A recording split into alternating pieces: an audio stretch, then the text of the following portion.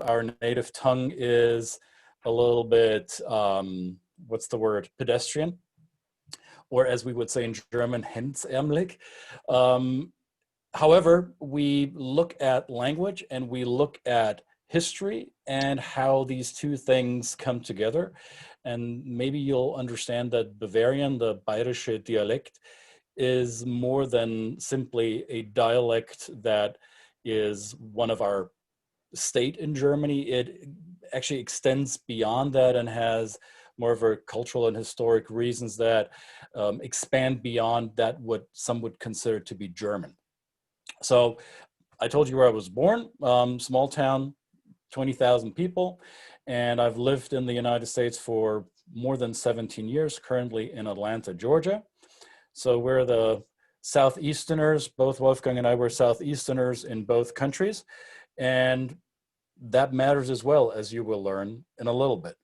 So we already gave you some introductions in Bavarian, and you could use the official, what I would call Hochbayerisch, proper city Bavarian would be Grüß Gott, as in divine greetings. That is the Bavarian that you might hear in Munich or in other urban centers. Out in the country, it'll be less formal and less proper, and you'll hear us say stuff like Grüß Gott or Servus. Servus is a greeting, Wolfgang, that you and I would use, right? Because we have become familiar with each other a little bit. Yeah, as you said, Grüß Gott oder Grüß Gott oder Grüß dich oder bei der Verabschiedung für Gott, habe die Ehre. You see that Bavarian has a lot of references to the religion. You're going to see this right. later on also with all kinds of like rude swear words, for example. One of the reasons is that Bavaria, from the very beginning, from the early Middle Age, kind of like Middle Ages, was a Catholic homeland. The first monasteries in Germany are based in Munich well in the 6th century. So that's where why the religious reference is also very strong in actually the entire Bavarian language. And also, yes. You say, Grüß dich, Vierte, Grüß Gott, good day. And those of you with perhaps some Irish background, you'll be happy to hear that the main reason why the Bavarians became Catholic wasn't the Romans who brought Catholicism across the Alps. It was traveling Irish monks who actually Christianized the heathen Bavarians. And to this day at the Oktoberfest, not this year, but typically every year at some beer halls in Munich at the Oktoberfest, some of the bouncers at the doors will be from Ireland. So there is a long-standing connection between the Irish and the Bavarians. We both like our suds and we both like our spuds. So potatoes are a strong element of Bavarian cuisine. So that always... Just to complete this, the first settlements in Bavaria, what's called today Bavaria, were Celtic origin. Okay. Well before, it was actually in the Iron Age, so it is now almost 3,000 years ago. Yeah, we're pretty much mutts. So whenever somebody claims that we're pure Bavarians, there's nothing pure about our tribe. We are a conglomeration of many influences, as you will see on a later slide. Now, we want to do away with a myth, and this is kind of tongue-in-cheek. However, it also has some real implications. The myth being that the Bavarian dialect is somewhat not real proper German. Well, let's look at this real quick. This is a gentleman who has done an explanation video, an explainer video for the Bavarian Broadcasting Company, for the Public Broadcasting Company. So let's take a listen real quick.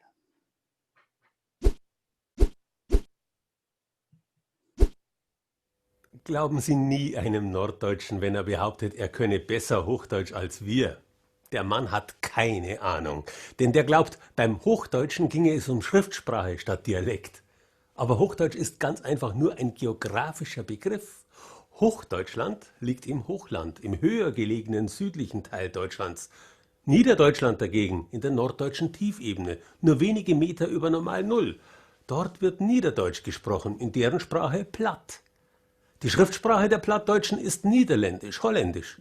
Die Schriftsprache der Hochdeutschen, also zum Beispiel der Schwaben, der Alemannen und Schweizer, der Franken, der Bayern und Österreicher, ist Hochdeutsch und kennzeichnend für das Hochdeutsche ist die sogenannte hochdeutsche Lautverschiebung.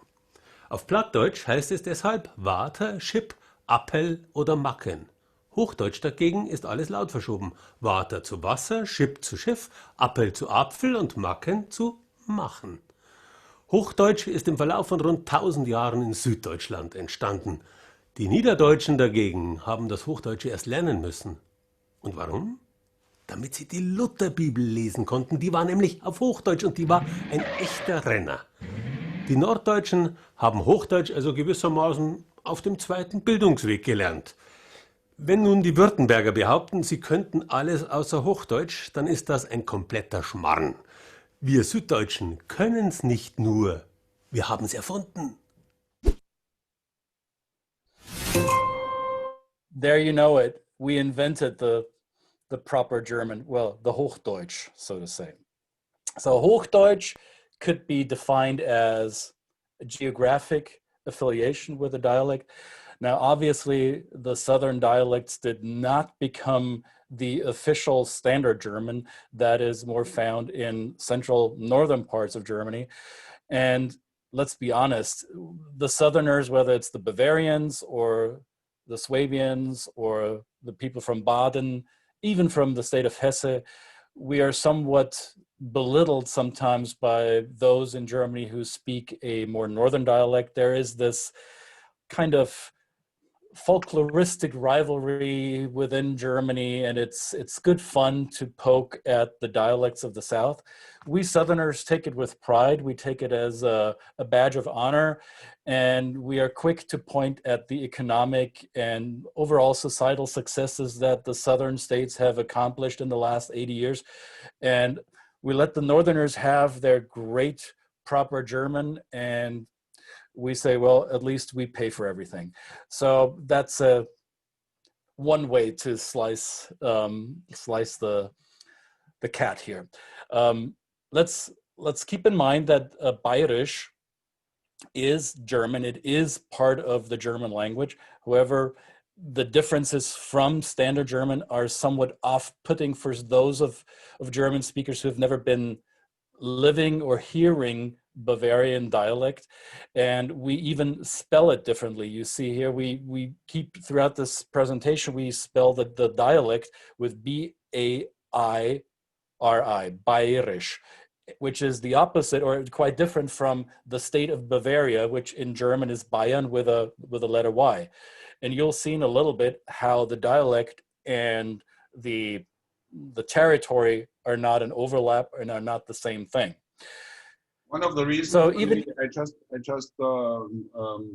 one of the reasons why Bavarian never became like the official, the standard language in Germany is because from the very beginning, there were only very, very little Bavarian text written, because Bavarian was first and foremost always a spoken language and not so much a written language. Even in the last 2 centuries, when there were some real famous Bavarian writers, they wrote in German standard with some Bavarian expressions, but there are no real books written all in Bavarian. Recently, there came a couple of books containing poems in Bavarian, and a few people tried to translate children books for kids and children into Bavarian language, but that's only marginal. Written German was always standard German and not Bavarian. That is very much true, and therefore there are multiple interpretations of how you could write Bavarian dialect. So the Bairisch that you will see written on our slide deck is fairly arbitrary. It's what Wolfgang and I agreed to be the spelling of that word. And there could be multiple different versions. So if you, in fact, speak Bavarian and take offense to the way we typed it, then take your offense and drown it with a good beer, because you're probably right, and so are we. So there is no proper way of spelling Bavarian. There is an attempt, and I would encourage you to check this out. There's actually a Wikipedia in Bairisch. So you see the link here on the slide, and we will, or Cassidy will share with you a document that Wolfgang was so kind to put together with a series of links that you can do your own research around this. All the video clips that you'll see here will be shared with you. So you can check out the Bavarian Wikipedia, and that's an attempt at writing Bavarian. However, it's arbitrary because Bavarian is not one standard dialect. It varies from region to region. Sometimes across the river or in the other valley, it's already different. And I remember when I went to school, there were word battles between students because some spoke this way and some spoke the other way, and we would pinpoint at each other and sometimes make fun of each other. Well, how do you say that? Oh, I say it that way. No, we say it this way. And still it was Bavarian. It was just different variants. Zum Beispiel, ganz einfaches Beispiel. Es gibt, there are regions in Bavaria where they call milk milli. And right next door, or the next valley, as Christian said, they call milk muich. That's how we say it in our town. You could tell right away when someone says milli, he's from this region, and when he says muich for milk, he comes from like just a couple miles away. That is true, and there are basically three main subdialects or main regions for Bavarian dialect, as we will show you here in a little bit. However, before we go into that, we want to explain some funny words that you may or may have not come across yet that we thought are to light it up a little bit, to spice it up a little bit, that may be thrown at you and you won't know what it means, or you would hear it said in a conversation casually. As Wolfgang will tell you later, Bavarian dialect can be full of profanity and also almost attacks that sound or appear to be personal. However, they're usually in jest, and they are a sign of rapport. They're a sign of that we like each other and know each other well enough to throw these quote unquote insults at each other. So that is similar, again, to how the Irish communicate in a way. So here's one word that I would pronounce ZWIEDAWUAZN. How do you pronounce it, Wolfgang? Yeah, yes, I would say ZWIEDAWUAZN, and that is one of the strengths of the Bavarian language, that we kind of like can express very complex and complicated facts in just one word. A ZWIEDAWUAZN, as you can read, is a quarrelsome, bad-tempered, nagging, offended, unfriendly person, most often used with females. So you see how long it takes me to describe it, and you say and you say to someone, "Du ZWIEDAWUAZN," it kind of like describes the whole thing, and you know exactly what kind of person that is. So picking it apart, ZWIEDAWUAZN comes from two words. One is Wurzel, so the root, in Bavarian Wurzen, and zuwider, which is in Bavarian, it's what's the word? It's combined, or it's shortened to zwider instead of zuwider. So it's somebody who is always against something, who always has something nagging to say about something. So that's where the zuwider shows up. And there are multiple iterations of this type of character. As you may know, many Germans, no matter whether the Bavarians or other parts of Germany, somehow we have perfected to be nitpickers and naysayers and people who are generally opposed to new ideas. So I find Germans sometimes to be very good at complaining. That is a quality of the German character that I have a little issue with, and that's why I currently don't live there, because here in the United States, it is a less endearing characteristic to be that way. And in Bavarian dialect, we have a more liberal approach to life. And if somebody is proving to be that kind of nitpicking negative person, a negative Nancy, that would be a good translation for ZWIEDAWUAZN, is negative Nancy, just thinking about it. So use it as such, ZWIEDAWUAZN, negative Nancy. Here's another one, a Gratla. Wolfgang, was is a Gratla?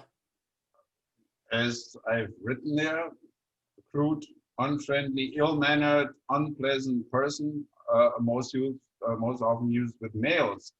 A Gratla used to be a bum or a traveling salesman hundreds of years ago. So someone from abroad, someone looked suspicious,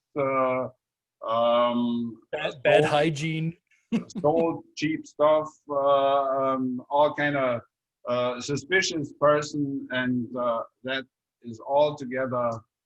When you call someone Gratla, you know exactly what kind of person you're talking about. And this is not an endearing word, so be very careful how you use this. If you call somebody "Du bist ja ganz schöne Gratla," then this is not a compliment. Then that means you might get you in trouble with the wrong person. Exactly. However, then there is the good kind of Bavarian phrases or throwaway terms. I didn't include this in the slide deck. However, I think if you understand German a little bit and you feel confident and comfortable enough to watch German TV or movie productions, I would advise you to watch a show that was produced in the 1980s, a Bavarian production called Monaco France. If you're able to understand what Monaco France is saying and what he and his sidekick, the Kopfek money, what they're talking about, then you're getting very close to understanding the Bavarian psyche. And there's a term that is explained in one of the episodes of Monaco France, WIESN. Literally, a piece of meadow or a green field that has been mowed. Mähen is German for mowing. You see the Germanic root also in English. Mähen, mowing. And if it's gemäht, mowed, in German you say gemäht, Bavarian it's gmad. Like WIESN means it's already done. It's a foregone conclusion. It is, we have it in mind, and as we envision it, it's already done because it will happen the way we envision it. Like WIESN. Or how would you find another use for that, Wolfgang? No, that's exactly as we've written there. So you can, whatever is super easy, go on a golf course and have a putt of about 1 foot. And you say, to sink that putt, this is like WIESN. That's so easy, you do not even have to think about or whether you get it done or whether you might fail. And then you miss it from a foot away. So what do you say then? Even though it was like WIESN. Dann bist du schöner Trottel. Du Depp. Dann bist du Depp. Oder Dann bist du ganz schön Depp. So, as I would suspect most of you who take an interest in this kind of stuff and you're familiar with German language in Germany as a country, you might already be familiar with the fact that there are 16 states in Germany. However, I think you can basket them in certain 5 major general regions. And the South, as you see here, consists of the state of Bavaria and the state of Baden-Württemberg. So when the Baden-Württemberg people 50 years ago, hang on, for their 50th anniversary of their state, they invented this claim that wir können alles außer Hochdeutsch. The Bavarians kind of flinched and thought, yeah, the same could be said for us, but the Swabians came up with it first. So kudos to the Swabians. But as you heard in the video earlier, maybe we actually do speak Hochdeutsch and we never knew it. So where is Bavarian spoken? So you see here an outline of Germany with its 16 states, and you see the state of Bavaria, and my cursor arrow is kind of circling around it. So this is Bavaria. However, not all of Bavaria speaks Bairisch. So you see here that, Cassidy, what do you call this color? I'm never sure. Is this I call it light blue. Aqua, maybe? Aqua. Aqua. All right. So you see it here where it says Bavarian. So this, only this part, let's say 2/3, maybe 3/4 of the state of Bavaria, in fact, speaks Bairisch. You see here, this southwestern part of Bavaria is heavily influenced by Swabian, Schwäbisch, and the northern part of Germany is Fränkisch, Franconian. So Bairisch and Bayern, not the same thing. In fact, the Bairisch, the Bayerische dialect, extends far beyond the borders of Germany. So within this circle, it may be hard to see at first. However, the green lines are national borders. So here you see the green line separating Germany here from the Czech Republic, and here in the south from Austria. So that blue area, all of Austria is considered to be speaking Bairisch. That's why we linguistically talk about the Austro-Bavarian dialect. It is a dialect that isn't only Bavarian, it is also one that has been spoken throughout the Alpine region for centuries. And as you can see here, it even crosses over into the Italian territory. The semi-autonomous region of Südtirol, South Tyrol, or as the Italians call it, Alto Adige, used to be under the Habsburg monarchy when it was still the Austro-Hungarian Kaiser and Königtum, the double monarchy. This was part of the K&K territory. And after World War I, this territory was cut off from the Austrians and given to the newly formed Italy. So this is, up to this day, a bilingual territory in northern Italy, and the dialect that the German speakers speak there is Bavarian. And to make matters even more confusing, not all of Austria speaks Bairisch. You see this western tip of Austria, which is kind of the state of Vorarlberg in Austria, or as the Austrians call it, Vorarlberg. They speak a more Alemannish dialect, or Swabian Alemannish dialect.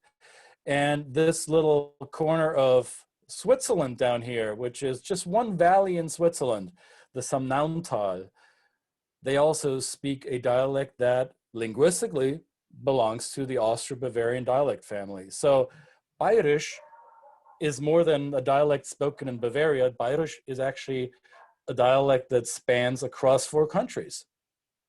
Who would have thought? Now, here are the 3 major regions to be aware of. We have Nordbayerisch, Mittelbayerisch, and Südbayerisch. As you can see here, the Mittelbayerisch blue is the biggest expansion of that dialect. And I would argue that's the mainstream Bavarian, and what we're presenting to you here is mostly rooted in that Mittelbayerisch dialect. However, in my defense, where I come from is very close to the Südbayerisch. So I grew up so close to Austria that some of the words that I use, or some of the pronunciations that I have, might be viewed as unusual or unknown to people in other territories of the Bavarian speaking world. But overall, you see, it is not just one dialect, it is a dialect with different nuancing. And it's important to recognize that we're not one dialect region that you can easily define by saying we say stuff this way and everybody understands it. There will be always a kind of smile and smirk about how other regions pronounce stuff or how they explain themselves. And I'm curious whether Wolfgang is still with us. He dropped off of my control screen, so he may have lost connection. So I'll be continuing without him for a second here. Now, here's another video that I think might be fun for you to watch because it takes a little stab at the differences between Standard German and Bairisch. Take a look. Mensch, ist das eine urige Kneipe hier. Geleck ist das eine Borzen.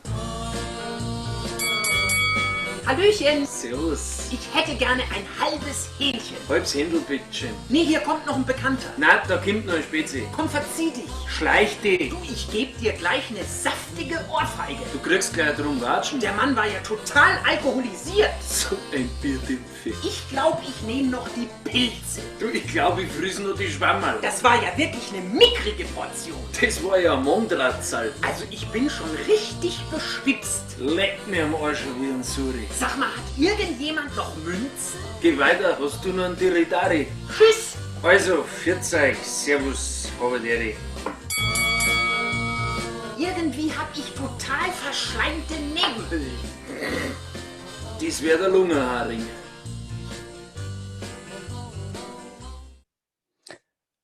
So while not necessarily kosher in the way he expresses himself, this comedian goes by the name of Hari G. Sorry, this guy can't be pronounced in English. This is the Hari G, and he actually hails from the town or the region around the town Regensburg, which is just still in the Middle Bayerisch region, close to the North Bayerisch. So when he does his comedy, he tries to be as Middle Bayerisch as possible. However, as someone with a fine-tuned ear to our dialect, I sometimes hear him pronounce certain words in his North Bayerisch inflection. So it's interesting to see how these things vary a little bit. Now, let's look at some of the language patterns here. So one of the things that stands out to most German speakers or those who learn German when they listen to Bavarian dialect is the letter R. So in the English language, it is usually uvular fricative, as you see here, and most English speakers do not roll their R. One exception would be the Scottish and maybe parts of Ireland, where they roll the R's quite a bit. And in Bavaria, wir rollen das R auch. So we roll it, we trill it at the tip of our tongue, and that is usually a dead giveaway. So even if I try to speak my best Standard German, even if I try to speak the most intentional High German, typically my rolling R's give me away. So I've had this many times, whether it was in Berlin or in Hamburg or anywhere in northern cities, where I did my best to not speak in thick dialect. I made it a point to be cognizant of the way people speak in those other parts of Germany. My rolling R was very, very quick to tell people, du bist ein Bayer, oder? Ja. Gerne. Habe ich kein Problem, das zuzugeben. Kein Problem. That's why Bavarian speakers often find it easier, for instance, to pronounce the Spanish R's properly, which to English native speakers tends to be quite difficult, I notice, when English speakers try to say toro or querer or something like that. So rolling R's. And then the vowels changed the sounds in the Bayerische dialect. So for the word Dach, which is the roof. So in Standard German, we say Dach. The letter A sounds like ah. In Bavarian, we would say Doch, my Doch, überm Haus. So the A becomes a O. Wasser, water, A, Bavarian, Wasser. A, O. You see a vowel shift. Then there are different diphthongs. I had to look up what that means. I'm not a grammar teacher, but the diphthongs, those vowels that create a new sound together. So in Standard German, you have I, And in Bavarian, that turns into Ohr. So the egg, ein Ei, Ohr, Ohr. The letter sequence IE, I, spielen, or let me give you another example. I can't think of a good example right now, but IE turns into ihr, so from I to ihr, U to Uhr. So it's 4:39 right now, and in Bavarian it's 4 Uhr, not 4 Uhr, 4 Uhr. The letter sequence Al is Oi. Kannst du mal, kannst du moi, Al, Oi. Il, Spiel, Ui, Spui. Das Spiel in Standard German, das Spui in Bairisch. And the letter sequence R often turns into A. So der Spieler, oder without the rolling R, der Spieler. In Bavarian, der Spieler. So the word ending ER is pronounced like an A. So you see a lot of... Zwischenfrage. Ihr seht mich wieder und hört mich wieder, weil ich war für 5 Minuten... You are back. Comcast oder wer auch immer nicht mehr dabei. You're good. Prost. Welcome back. So we talked about those pronunciation things. Then there is different vocabulary. So we already talked about greetings. Hallo in Standard German is Servus or Grüß dich. I want to say a word around Servus. Servus has now taken on a life of its own outside Bavaria because apparently people around Germany find it sexy somehow. However, it's a truly Southern greeting that is, I would say, symbolic to Bavaria's political history, because we were 2,000 years ago occupied by the Roman Empire, and there's a lot of Latin terms or Latin rooted words that carried over into our everyday vernacular. And servus is literally a Latin word. Servus means servant or slave. So when we say servus, usually with an open-faced palm, it means at your service, and I come unarmed. I do not mean you harm. So servus is, yes, a very colloquial greeting, and I would be careful how you use it in Bavaria. Do not use it as a greeting in a more formal context. Servus is used among people who have some sort of relationship or rapport with each other. So if it's a more formal interaction in proper German, Standard German, you would say Guten Tag, and in Bavarian and Bairisch, it's Grüß Gott.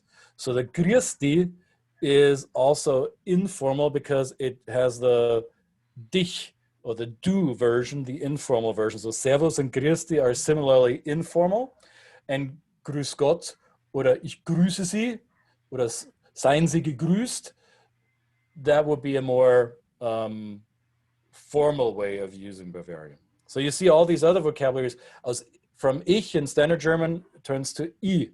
I bin. Ich bin Christian Höferle. Ich bin der Höferle Christian. And notice I include an article. Ich bin der. Ich bin der Höferle Christian. Not just some guy with that name. I'm the Höferle Christian. That's something that the Bavarian dialect often does. It adds articles where they're not really necessary in Standard German. Dich in Standard German turns to die. Ein turns to a oder or. Ein Mensch, a Mensch. In more rural dialect form, ein could turn into or. Mir geht es gut. Um die ersten beiden in einem Satz zusammenzufassen, auf dem Oktoberfest, wenn wir schon beim Oktoberfest sind. Bei dem Oktoberfest, you can get those Lebkuchenherzen. I would translate it in gingerbread hearts, different sizes, small up to huge. And quite a few of them have some text written on them. And one of the most popular one is when a boy gives one of those hearts to a girl, and it says "I mag die," which means ich mag dich. I do like you. I maybe even love you. Ich mag dich. Ich mag dich in Hochdeutsch. And I think this is a relevant distinction, because in Bavarian dialect, if you say ich mag dich, the literal translation to proper German would be ich mag dich, which is a very soft form to express affection. It's not very committed. However, Bavarians, when they say ich mag dich, that is very close to I love you. So in Bavarians have a tendency to downplay, especially the emotional stuff. So it sounds like there's some liking here, and there's some positive feelings for each other. But for the Bavarian ear and for the Bavarian mind, saying it has a deeper meaning, and it can be easily misconstrued. So you see here at the bottom of the slide, you see a standard German sentence. Ich habe auch ein Geschenk für dich. I also have a gift for you. Ich habe auch ein Geschenk für dich. In Bavarian, ich habe auch ein Geschenk für dich. So you see here, auch and ein both turn into the one-letter word a. So this is not a typo. Ich habe auch ein Geschenk für dich. So the two ahs actually have different meanings. That's why some of the people up in the northern part of Germany think Bavarian is very close to Chinese. And then there's the regional differences where I got into fights with my grandmother. I went to University of Passau, which is to the very east of Bavaria, close to the Austrian border and very close to the Czech Republic, where they speak Niederbayerisch. And I grew up in Oberbayern. So as a speaker of German, you would think, yeah, both Bavarian dialects, so what? However, between Niederbayerisch and Oberbayerisch, there are distinct pronunciation differences and vocabulary differences. So the word hinauf in standard German, so up there, to go up there, go up the stairs, die Treppe hinauf. In my Oberbayerisch, I would say nauf, N-A-U-F, nauf, die Treppen nauf. In Niederbayern, they say die Treppen aufe. How do you say it in Munich, Wolfgang? Definitely in Munich you hear both. Ich gehe Treppen auf, oder geh jetzt auf, oder geh nauf. Nauf. You hear both. I couldn't tell which one you hear more in Munich, honestly. By the way, I should have said this in the beginning. If you're traveling to Munich and expect to hear Bavarian dialect at every corner, you will be disappointed. Munich, as the capital city of the state, has become, over the last 40 years, has become more and more international and has been very attractive to people from around the country. Hence the almost unaffordable real estate prices in Munich. So Bavarian dialect is not spoken by everybody who lives in Munich. You see a lot of people, and you can see a lot more people than 40 years ago running around with lederhosen and dirndl. Yes. Than back then, but you hear less people, and there's actually a very rude Bavarian saying what happened over the last 40 years when two Bavarian talk to each other. They say, and I translate it in English and make it sound half as rude as it is. One of those northern Germans you kill, 30 of them come from for the funeral, and they all stay. Yes, it's like the head of the Medusa. That's what happened to Munich. Munich 20 years ago had close to 1 million people population, and by now Munich is almost by 2 million people living there. So this is this old Bavarian saying how it came and how it happened. Einer schlagst und 30 kommen zur Beerdigung und die Hälfte von denen bleiben noch da. Ja, Blutsacker, mir hast gehauen. That's So, we exactly say how that now. how the Bavarians would say it. So sometimes the verbs, or the not just verbs, any type of word that is used in standard German has not the same use in Bairisch. So to speak in proper German, in standard German, is sprechen. Speak, sprechen. While we use that in Bavarian as well, the more common word to express talking or speaking is reden. Notice it's reden and not reden. So I'm rolling the R at the tip of my tongue. Reden is it's synonymous with sprechen. However, Bavarians use that more over sprechen. Another example would be werfen, to throw. In Bavarian, we would also use werfen, but we more commonly would use the word schmeißen, which I don't know if that even has a separate translation in English. Schmeißen, werfen, both translate to throw, don't they, Wolfgang? I could not tell a difference in English, or I do not know the two different words in English for werfen oder schmeißen. Yeah. So In synonymous northern words. Germany, when you get removed from a bar, the bar bouncer says, "Ich werf dich jetzt raus." In Bavaria, he would say, "Jetzt schmeiße ich ihn raus." Which you don't want to happen to you, because that means you won't be coming back anytime soon. Bavarian bar bouncers are not very friendly. Now, here are 3 unique words in the Bavarian dialect that in all my research we did for this project, I could not come up for an explanation why we use it. There might be some linguistic expertise behind this. I don't own it. So the 3 words that are often used in colloquial Bairish is gell, or you could spell it differently. You could spell it gay, mai, and fai. So what do they mean? They're just what's the word? They're filler words, right? They're thrown in, like in American English, the word like. You know, like I went like to Munich and like had a beer and like went to the Oktoberfest and like watched all the Bavarians and like their dirndl dresses. So like is the filler word in American English. In the Bairish dialect, we have actually 3 of those that really don't carry much meaning. However, they are used to put some emphasis on it. Okay, Wolfgang. Yeah, it is. There's actually no proper translation for that.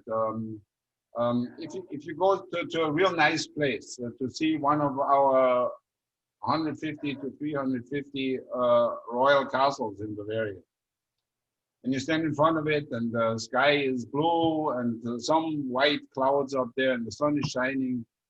In German, you would say, "Das ist aber schön."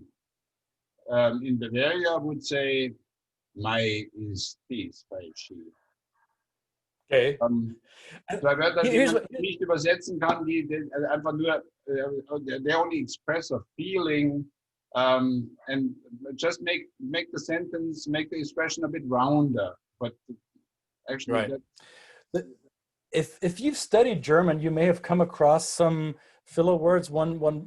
One often used filler word in standard German is the word halt, like almost like halt has the meaning of stop or hold it, right? But it can be used as a filler word. Das ist halt so. And in Bavarian, you would say, Mei, das ist fei so. So these 3 words have no much meaning. However, they create, by placing them in a sentence, they maybe create a different cadence or a different rhythm to the sentence melody. And you might be listening to that and scratching your head and wondering, what the heck are they saying? I don't know what this means. If in doubt, the mai and phi, you can almost delete them in your listening. The word gel would probably come closest to the English phrase, if you say something like, it's a beautiful day today, isn't it? Yeah. So this tag question that you Isn't it? have in English, that in Bairisch could be replaced with gell. So es ist ein schöner Tag heute, gell? Es ist ein schöner Tag heute, gell? It's a beautiful day today, isn't it? So that's the only explanation I could give you for gell. But my and fei are, it's a mystery to me. However, I like it quite well. Ich finde schon, dass das Bayerisch, das ist fei schon eine schöne Sprache, gell? Ja. Also finde ich fei schon.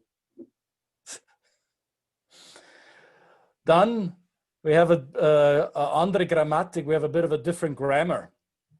So the dative case is not always used the same way. So in standard German, you would say, das Haus des Mannes. In Bayerisch, you say, dem Mo sei Haus. Or alternatively, das Haus vom Mo. Vom English, conjunction of the von man's, dem. in English, the man's house or the house of the man. The Right, man's house. the man's house.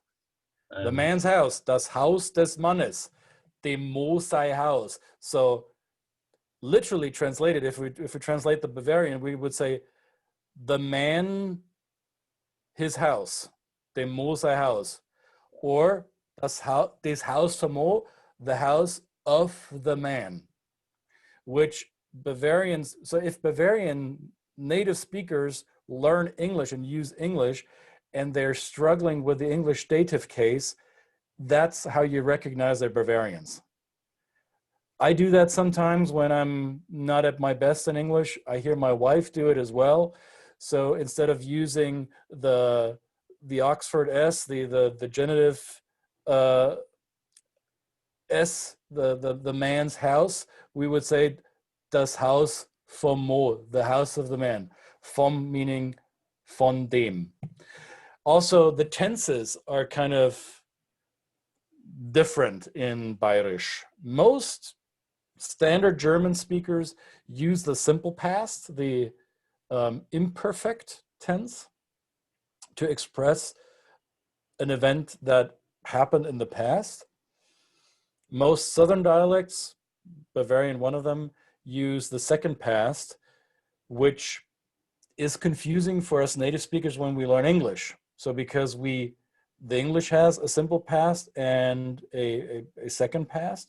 So in proper German, when I say I laughed, in standard German, I say ich lachte. In Bayerisch, Wolfgang? Ich hab gelacht.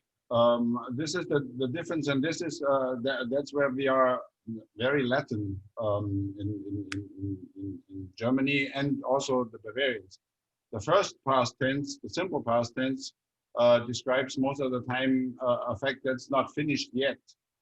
And the perfect, that's why they also call it the simple past tense imperfect, not perfect, not finished. And the second past tense is called perfect. That's about a fact that is finished in the past. Bavarians almost never use, no matter what they say, they never ever use the simple past tense. Most of the time, I want to say 90 to 95%, they say when they're talking in past tense, the second past tense. Right. I have laughed, I have eaten, I have walked over there, I have driven my car. Ich bin gefahren, ich bin gegangen, ich hab gegessen, ich hab getrunken, ich hab gelacht. Ich habe einen rechten Rausch gehabt. Ich habe einen Rausch gehabt. Now here's the thing, which is hard for us Germans or Southern Germans, because in the English language, the past perfect describes an activity that began in the past and was ongoing until the present, right? So I have done my work. So I started at 2 p.m. and now it's close to 5 p.m. So now I ended right now. So it's a continuum. In Bayerisch, ich habe meine Arbeit gemacht. I done my work and it was finished in the past. So different perception of time. So that's confusing for both sides, the Bavarians who learn English and the English speakers who look at Bavarian and try to understand it. These past tenses do not express the same perception of time. And then we have the phenomenon of the double negative, which are quite common in colloquial Bairisch. Das habe ich noch nie nicht gemacht. I never not done that. Wolfgang, give me another one for a double. The Bavarian gets really complicated, and I could not tell why we did it. We made it so complicated. I don't know any other language that does this, and there are even double negatives and triple negatives in one sentence, and usually double negatives turn into a positive, not so in Bavarian. Yeah. By the way, I want to acknowledge that many of you have left comments or questions in the chat box. We will get to those. We're not ignoring you. We'll look at the questions as we ramp up here, wrap up here. So stay put. We want to keep you on. We want to keep you engaged. There'll be answers to your questions as we finish the slide deck here. So different grammar, different genders, which can be super confusing. First, you learn that inanimate objects in the German language have genders. Why is der Tisch, the table, masculine, and die Butter, the butter, feminine? What's the rhyme and reason behind it? Oftentimes there is no logic, and you simply have to memorize it. Now let's throw in Bairisch, and some of the genders shift, because the butter in Bairisch is da Butter. It's masculine, der Butter, the Butter. Even though in Standard Germans it's die Butter. Same with the radio. Das Radio in proper German is neutral, das. In Bairisch it's der Radio, der Radio. Mach mal den Radio lauter, damit ich was her. The marmalade, the jam, die Marmelade, feminine. In Bairisch, it's Marmelade, neutral.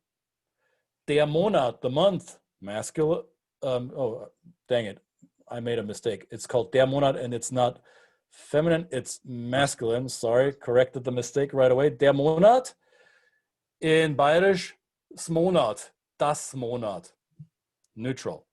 Der Teller, the plate, also masculine.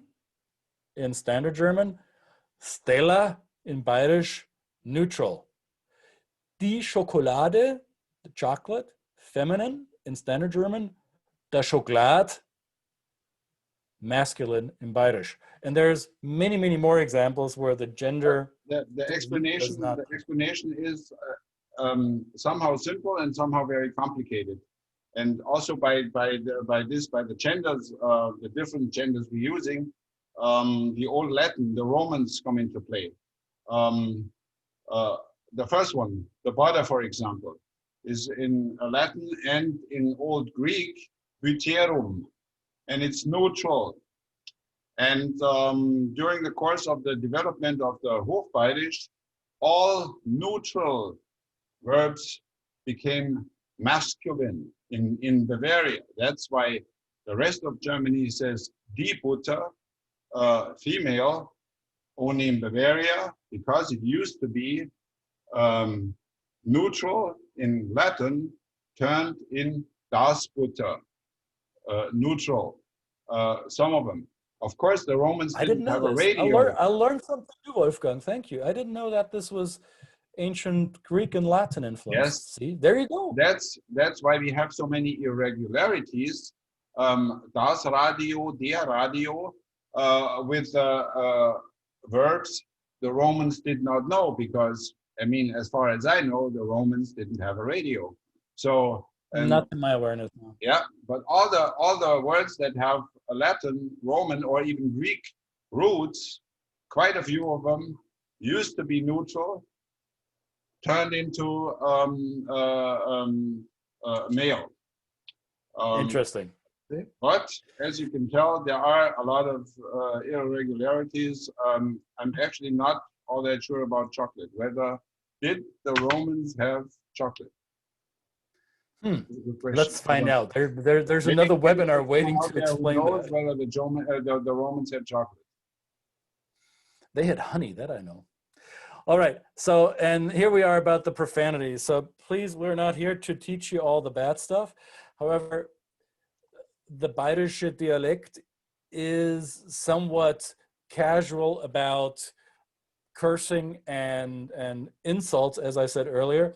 So some of them we put in bold here that have a strong religious connection. So this is quite true for many Catholic, dominantly Catholic cultures, where the faith, the Christian faith has been strong for hundreds of years, that insults and profanities are in violation of religious norms and rules. So they brush against the grain, so to say. So give us the examples, Wolfgang. What do these mean? They're just regular swear words. They don't have a special meaning, but when you say Himmel, Herrgott, Sakrament, you say it when something's going wrong, something you can't get it done, something you can't find, something gets on your nerves. Going back to golf, when you hit your ball into the middle of the woods, Himmel, Herrgott, Sakrament, it goes basically always. The same with the next one, Crucifix, Hallelujah. You don't need to translate it. It's very similar words in English.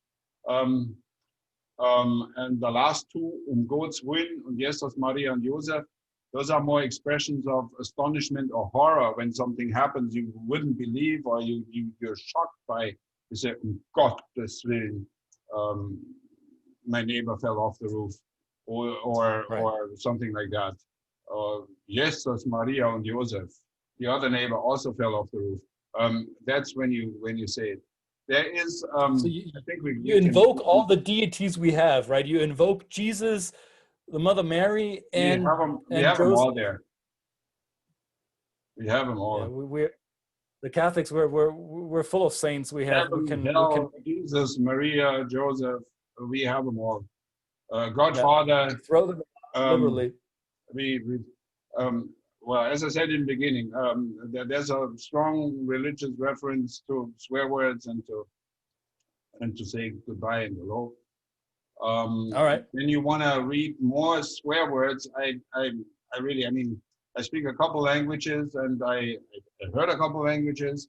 I cannot remember any other language that has so many swear words as the Bavarian. There is a whole on Wikipedia, or I might have to get you the link.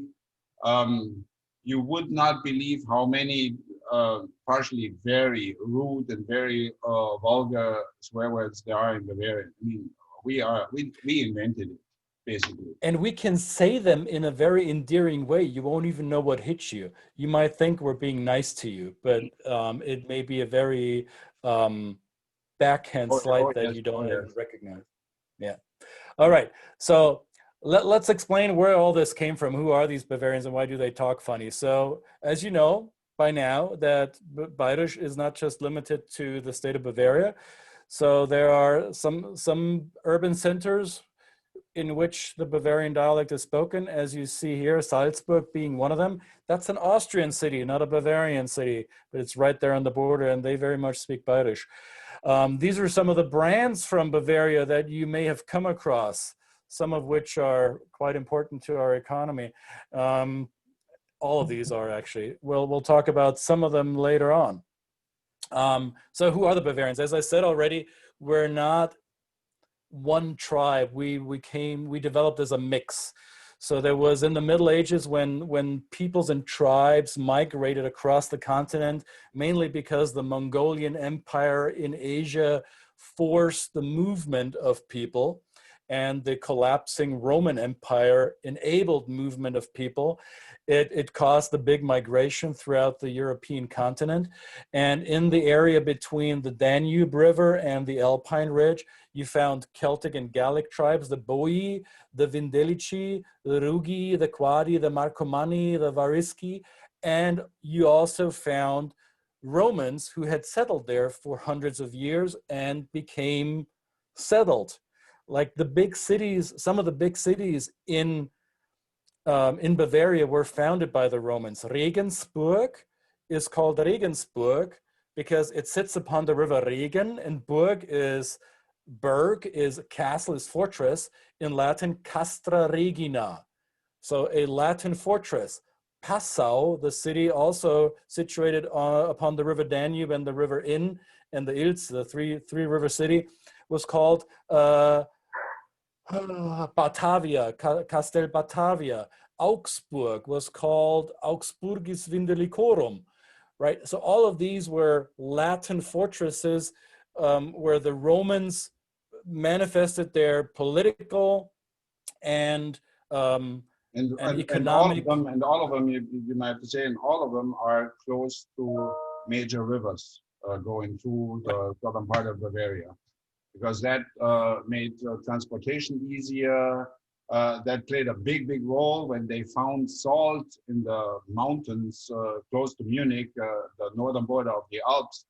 And the salt played a big role to make all of those first settlements and the cities bigger and bigger over time, because salt was one of the things, or one of the first things was exported from Bavaria. Right. So we are mutts. We are a wild mixture with noticeable Latin influences, and we carried with pride. So throughout history, Bavaria was independent for many stretches. So here on the right image, you see the extent of the Roman Empire, and you see the red dot that is the Roman province of Rhaetia, from which developed Bavaria essentially. And you see here, and the map on the right is the duchy, the Grand Duchy of Bavaria in the Middle Ages at its biggest extension. So you see here the city of Regensburg, it goes all the way up to what is now Czech Republic, close to Nuremberg. You see Augsburg, and you see Freising. Munich is not even on the map because it wasn't founded back then, but Freising, where Cassidy's beer is from, I hear, that was the seat of the bishop. And it extended all the way down into present-day Italy, right? So all the way down into what is now Croatia and Slovenia.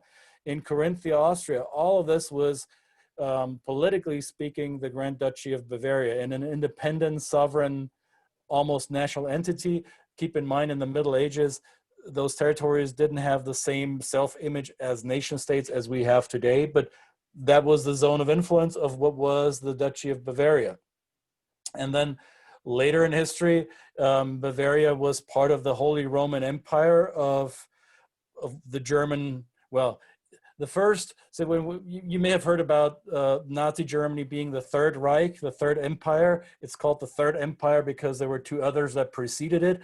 The first one was the Holy Roman Empire of the German nation, founded basically in 800 with Charlemagne, and then his successors with Kaiser Emperor Otto I in the 936. History nerd, I'm sorry. But there were Bavarians who were actually German emperors. You see here Kaiser Ludwig IV.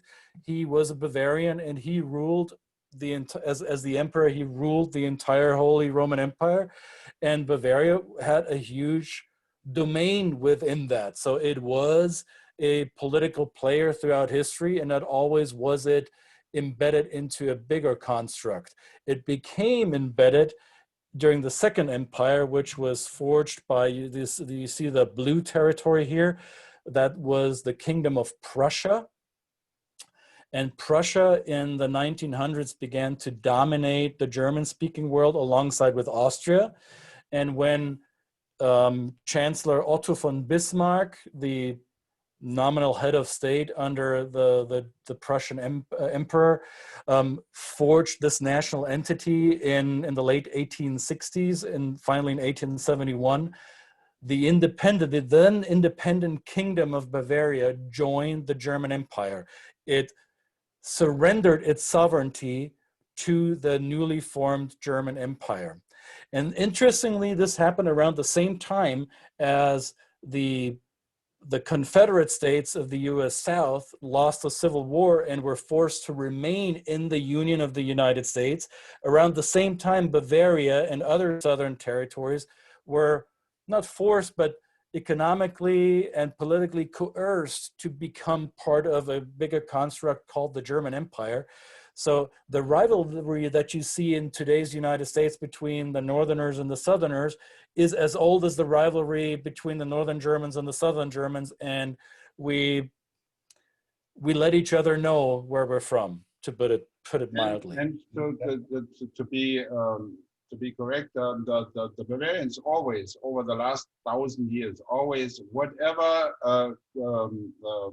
reunion they were joined or they joined, they always kept some kind of independence. That's why Bavaria was up until 1918 a kingdom. That's Right. why it's always called a Freistaat, which means a free state. There were always things. Yes, we were part of Prussian German, but in a way, we didn't want to be it, and we weren't. So We had to. we always kept this kind of independence and said, well, we might have to join the Union as of 1871, but we don't want. And the other amazing thing is in 1180, the chart before you had it, 1180, the House of Wittelsbach took over Bavaria. There were several kings from Bavaria. They basically ruled and were the heads of Bavaria up until 1918, so well over 700 years. The House of Wittelsbach, which is still, I mean, of course, we don't have a king. There are still a couple of people in Bavaria. They call themselves monarchists. They'd rather have a king by tomorrow. Is most likely it's not going to happen. But they want that king, especially after the fourth beer. That's why they want that king really, really much. They keep it alive, and you also see it with a lot of factories, with a lot of crafts, with a lot of some of the breweries, for example, up until today, and they're never going to change it. Carry the name Royal Bavarian Brewery, Royal Bavarian Bakery, Royal Bavarian Butcher. Those were all privileges given by the king or by the king to those people, that they could deliver their goods to the king, and that's why they were honored with being Royal Bavarian whatever. They're gonna keep it forever. All right, let's look at some of the Bavarians that you probably came across. You know that they're Bavarians. Maybe you don't know yet. We want to make you aware of it, that they are in fact, or were in fact, Bavarian.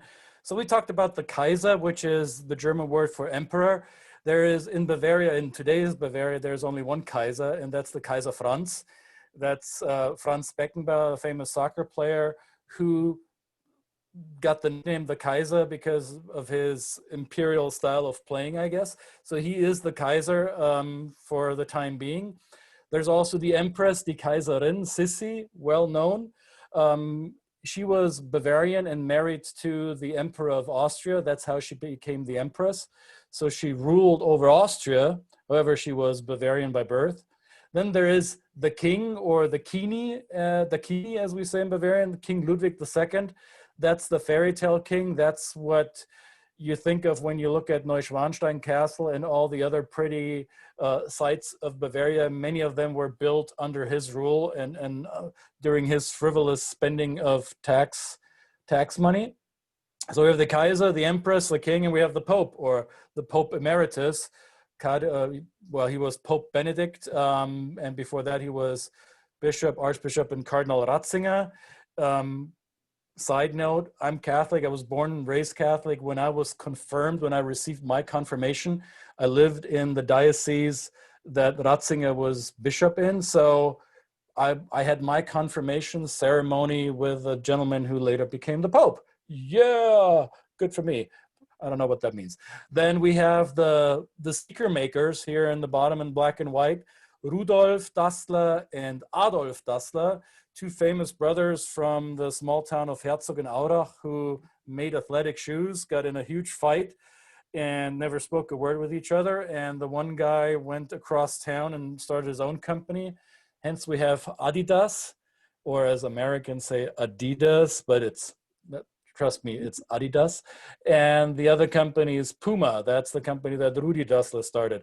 You see the Renaissance man, Albrecht Dürer, Bavarian, one of the guys who was hoping to end Hitler's dictatorship, Klaus Graf von Stauffenberg, unfortunately unsuccessful and assassinated. However, Bavarian. A playwright, Bertolt Brecht, famous 20th century playwright, Bavarian. And believe it or not, the good old blue jeans got invented by a guy who came from Bavaria. His given, or his birth name. His birth name was Loeb Strauss, Loeb with an umlaut. And his Americanized name became Levi. So, der Levi Strauss hat die Jeans erfunden, damit ihr es wisst, gell? In the interest of time, I'm going to interrupt real quick. It's 5:20, so we want to leave some time for questions. So maybe we'll finish up Sure. In the next 2 or 3 minutes and then let everybody's questions. If you have any, I've already gotten a few in the chat. I'm collecting them, but if you have any that haven't been addressed yet, feel free to also put them in the chat and we will be getting to them in the next couple of minutes. Good. Let me double check what's in there. I mean, we covered some of them. Cassidy, have you found some questions that stood out to you that we haven't addressed yet that you think we should take here? Finish if you have more presentation, maybe for the next 2 to 3 minutes, and that'll allow people to gather their questions. All right. I have 1 or 2, but they seem to be a little bit longer. So let's see what else you guys have in the presentation before we address those. All right. So some more famous Bavarians, so good enough, I guess. So we are people that made a name for ourselves around the world. And then there are the traditional dishes that come with a Bavarian word for it. So where we started. By now, the virtual Oktoberfest is almost over. But now there are quite a few things you could have eaten at the Oktoberfest, but you also can eat when you go to Munich, and you just have to try it. Leberkäse with potato salad. Well, it is made of a special mix of beef, pork, spices, and baked. And as I said, it comes with the traditional brezen, with the Bavarian bread with mustard, but also with potato salad. Typical Bavarian. Next one, Christian. Weißwurst, die gute Weißwurst. Da gehört immer This Brezen dazu. is Immer the schön Brezen. Bavarian breakfast called Weißwurst, white sausage, literally translated. In the good old days, it had to be eaten before 12 noon, because back then the people did not have fridges. So after 12, there was a chance that the freshly made white sausages, Weißwurst, went bad. So that's why it was basically almost a law that you had Weißwurst right before 12 o'clock in the morning. That's why it's a typical Bavarian breakfast. If you go to a traditional Bavarian restaurant and you order a Weißwurst after 12 noon, they look at there's you a chance that you get a stink eye. Yeah. Yeah, they will look at you weird. Where are you from? Ordering this now at this hour? What are you? Not from Bavaria? Apparently so. But of course they're gonna sell it to you. Huh? They say, okay. Yeah, of course. We're capitalists too, right? All right. Schweinshaxen. What's the Schweinshaxen, Wolfgang? Pork is the meat in Bavaria, way more than beef. Pork is a slow roasted pork knuckle for hours in there, poured with beer, sometimes marinated days ahead. You don't have to marinate it. As long as you pour it in the oven with enough beer, it's going to get a real nice brown sauce. It's crispy outside. It's supposed to be crispy outside. Served with potato dumplings and cabbage variation, Blaukraut or Krautsalat. no sauerkraut. Sauerkraut, Oh, you see a lot of sauerkraut in Bavaria with some sausages, but you shouldn't have it with the Schweinshaxen. Of or course, any type of pork roast. all three dishes, Heresy. the Thor, Leberkäse, Weißwürst, and the Schweinshaxen, no matter what time of the day you eat them, are always going to be served with beer. And when you see the word Blaukraut, that's how we say it in Bairisch. The standard German would be Rotkraut. So it's red cabbage. However, as you cook it and slow cook it, it gets that purplish bluish hue. So in Bairisch, we call it Blaukraut. So don't be confused. It's not blue cabbage, it's red cabbage. But when you cook it the right way, it gets that purplish hue, and Bavarians call it Blaukraut. The Steckelfisch, that's a tradition That's anywhere where there is a body of water. Bavarian tradition. In the beginning, they used sweetwater fish. By now, most of the time, they use a mackerel. They put them on a stick and put them over a fire and let it slow roast. It is, I mean, magnificent. It is marinated with a special powder rub with some herbs and stuff like that. It is just wonderful. I've never ever had it anywhere else besides Bavaria. I don't know why it And the didn't make it over here. the best one you will find around Lake Starnberg, the lake to the south of Munich, Starnberger See, where they have a fish, a sweetwater fish that is indigenous to that lake, the Renke, R-E-N-K-E, which was at one time close to extinction. And the Steckelfisch Renke, that is a delicacy. So if you get a chance to visit Bavaria, have a Steckelfisch close to a body of water, you will not regret it. The Oberbayern, that's a typical beer garden dish. Okay, It guys, used to this will be be, the last one. Sorry to interrupt. This will be the last one we go over, and then we'll move to questions. Okay. yeah, sure. Cheese Oberbayern. dip. You can make it actually over here. You just need cream cheese, camembert, paprika, add some onions, just wonderful dishes. Anyway, with all the dishes, and we didn't show you the desserts. Whenever you go to Germany and whenever you go to Bavaria, don't go to Bavaria if you try to lose weight. Hopeless. Don't, just forget it. The food is so good. You're automatically, if you try some of the things we've shown you, you are going to gain weight. Period. That is true. All right, let's move to questions. So while we ask questions, I want to make sure that you get this link. So if you want to get better at communicating across linguistic and cultural gaps, there's an ebook. It's free for you to download. Just follow that bit.ly link and my giveaway to you. Questions, Cassidy? What can we address? So going back to the filler words debate or questions, would you guys consider quasi a filler word in Hochdeutsch and Bayerisch? Das kann man quasi schon so sagen. Ich darf es halt nicht so oft benutzen. Wolfgang, darfst du quasi sagen? Quasi is it comes from the period actually Monaco France in the 70s and the 80s. I would not say quasi, but you hear some people say quasi. Huh?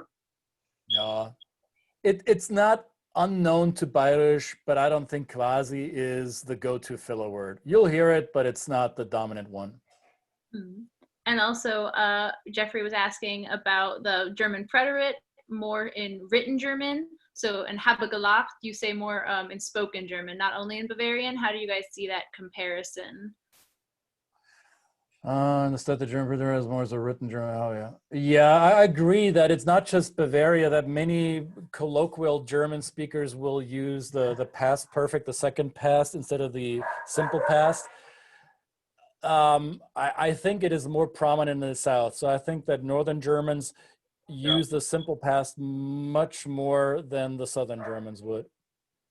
In the southern part of Bavaria, and especially in the southern part of Germany, in the northern part of Germany, people would say way more often I went to do my shopping, I went to church, ich ging in die Kirche, ich ging zum Einkaufen, and not so much, ich bin zum Einkaufen gegangen oder, but there's a difference. In Bavarian, you almost never hear the second past, the first past tense. Yeah. And this is sort of maybe a more personal question, your personal opinion towards it, but how would you guys say the Bairisch language or dialect is being used by the younger generations like Gen Z, and how is it being further developed, especially with English having a significant influence in many parts of our lives, such as internet and music and business? And this is from Christina Rebel-Otterbach. Yeah, I mean, Wolfgang? Bavarian is having a hard time because I see it on my own kids. I mean, they hear me speaking Bavarian, and both of them almost don't speak Bavarian. In the schools in Germany, it is highly political correct when you speak Schriftdeutsch and not so much Bavarian. It is it's getting less. It's getting less. Yeah.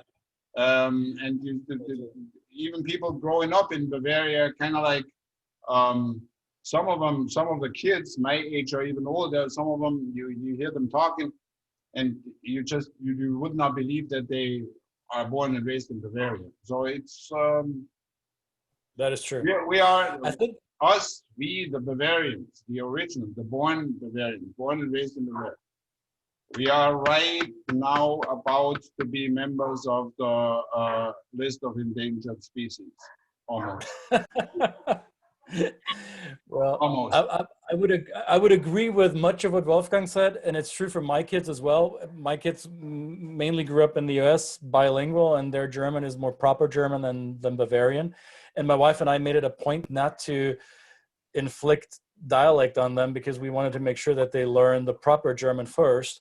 And that is what's being done in the school system throughout Germany. No matter what state you go to, standard German is the default, and the dialect is the layer that you can lay on top of that if you so choose. And it really depends on how much is it spoken in your home and in your social circle. So in my case, I grew up in a family that was not academically educated and in an environment that was very much dialect speakers. So for me, I picked up a lot of dialect. If I have a dialect speaker with me like Wolfgang, I immediately default to that because it creates instant commonality. It creates instant rapport because we have the same energy wavelength, right? But I agree with Wolfgang that it's dialect has become. I mean, with my kids, I almost have given up. They are 17 and 13. As long as they still understand me, I can live with it. When my daughter comes out of her bedroom and she looks grumpy and ill-tempered and in a bad mood, and I tell her, "You look like a ZWIEDAWUAZN," and she knows exactly what I'm saying about them, then I can live with it. Yep. So in that When my daughters act up, then I call them "Du bist mir richtig Schwestrumme," and then they laugh. I'm not going to translate that though. So you guys touched on schools a little bit. This isn't in the chat, but just as a follow-up, how would you classify businesses in Germany, in Bayern, both in office settings and also shops just in Munich or in small towns across Bavaria? Would you walk into a shop and be spoken to, be greeted in a Bavarian dialect, or is it all sort of transitioning to High German? I think there's a rural-urban divider. In bigger urban environments, it will be less dialect. And depending, even in Munich, if you go into certain quarters of Munich, if you go into Giesing or in Schwanthaler Höhe or in the outlying districts of Munich, you'll hear dialect, but in Schwabing and in Glockenbachviertel and in Sendling, a Tor area or the heart of the city, it will be probably less of that. And if you go out in the country into smaller towns, you'll be very much greeted with dialect, especially in retail. In the corporate context, maybe not so much, because business is not just conducted within Bavaria, it's conducted outside. Many of the big Bavarian companies are global companies with a global presence, as you saw earlier. So it is a prerequisite that we're able to conduct business in standard German and English and whatever other language. In Munich, when you go to smaller shops that are well ran by the owner for like generations, there's a good chance that they talk to you in Bavarian. The bigger the store, the bigger the city, the fewer Bavarian you're going to hear. Mm. And just to quickly touch on Noah's question, yes, we've been recording this whole session. It'll be posted to YouTube later tonight or early tomorrow, and we'll be sure to email everybody who attended a link, as well as share it on our social media channels for those who weren't able to attend today. And then one last question from the chat. Dagmar was curious if you guys could recommend any further reading on Bavarian prehistory and history in German or in English. I think when you go to Wikipedia and you take the page of Bavaria, that is quite extensive what you can read there, starting from the Iron Age to the Middle Ages to the whole development, independent kingdom. And I see they also have some links there. By now you find a lot of things on the internet where you can go in depth, and it is really amazing. I mean, I kind of like, I never did that before this event, to go and do research on my own hometown or on my own language, and I find it pretty amazing what you find. So knock yourself out. There's a lot of things you want to know, and a lot of very interesting things about Bavaria and the Bavarian language. If you want to start with the language, the German version, if you will, of the Merriam-Webster, I'm not going to make a brand endorsement here, but the most common dictionaries in Germany are by the company called Langenscheidt. Here we go. And there's a Langenscheidt in Bavarian, right? So you can get that if you want to. Yeah. Or you can send us an email and we'll be happy to share some further reading links with you. Cassidy, I have to say it is really, really small print, so you better have good reading glasses. But it is funny, it is good, and it is there are quite some good original Bavarian expressions in there.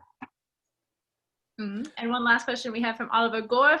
He would like to know how to say danke in Bavarian, because we would like to thank you all, or you both, for your amazing presentation, and also thank all of our wonderful participants who were here today to learn a little bit about Bavaria with us. So what would you guys say at the end? Also, ich sage jetzt mal, weil ich kenne jetzt zufällig den Oliver Gorf. Ja?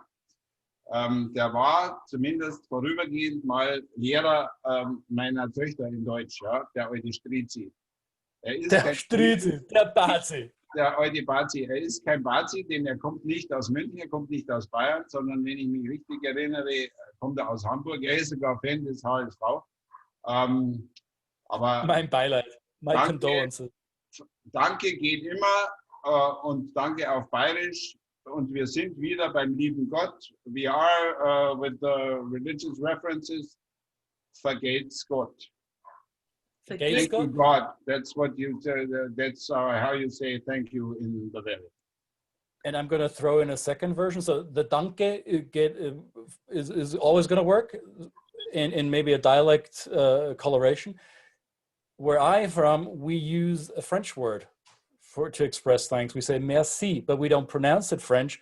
We pronounce it in a more crude Bavarian way. We say merci. Merci, servus, vergeht's gut, dankt euch schön. Führt euch Gott, habe die Ehre, war uns eine rechte Freude. Und Prost auf das, ja. that we have an Oktoberfest next year. Hopf und Malt, Gott erhalts. And with Christian and Wolfgang's permission, I can also share the presentation with you all in addition to the recording, so that you have it all. And able to see it on the screen. Their contact information, both email and telephone numbers, very generous of them, are on the screen. So feel free to jot those down or copy it when we share the presentation with you so that you can direct any questions about Bavaria or the Bavarian dialect directly to these two experts. Any other last things to say? Über richtig Gaudi gehabt. I could say what the Bavarians say at the end of a funeral. They always say, "She was ruhig Wandhamsbleit," which means in English, it was really nice because a lot of people cried. Hopefully everybody cried at this. I don't know how scary Bavarian was for many of our participants, but hopefully no tears were shed. But I do hope that everybody enjoyed Herr Wild and Herr Höferle and getting a good, authentic look into the Bavarian dialect and the Bavarian region of Germany. And we're looking forward, our next Germanic language and dialect series is going to be published officially tomorrow, but I'll go ahead and tell you guys, it is going to be Yiddish on November 8th. And it's a very important one for us because we are getting to partner with the Bremen Museum in Atlanta, having a native Yiddish speaker with us. And also it's the first time that we're highlighting a Germanic language instead of just a dialect. So although people might not think of Yiddish as a traditionally Germanic language, there are a lot of similarities and a lot of the words do come from German. So we're very much looking forward to having our native Yiddish speaker with us on November 8th to teach us all about that. And registration will be open tomorrow. So you can look at our website and also put a direct link in the email we send you with all this great follow-up information so you can register directly for it then. That's awesome. One thought that I have to place here. Yiddish is awesome because Bavarians speak a lot of Yiddish even though they don't know about it. Just register for Yiddish because if you speak German or learn German, you might recognize a lot of it in Yiddish. Mazel tov to everyone. Hauptsache rechts Mazel gehabt. Dankeschön, dass wir dabei haben sein dürfen. Yep, danke ihr beiden, also danke euch und danke alle die Teilnehmer, okay? And have a nice Sunday evening. Schöne Woche. Ciao, pfiat euch. Servus. Tschüss, zum Wohl, ciao.